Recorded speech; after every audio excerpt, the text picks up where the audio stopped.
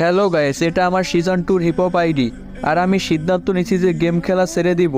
আর আমি আমার একজন সাবস্ক্রাইবারকে এই আইডিটা একদম ফ্রিতে দিয়ে দেব, যে আমার ভিডিওতে লাইক করে কমেন্টে তার লেভেল বলে যাবে। যার লেভেল সব থেকে কম হবে সে পেয়ে যাবে।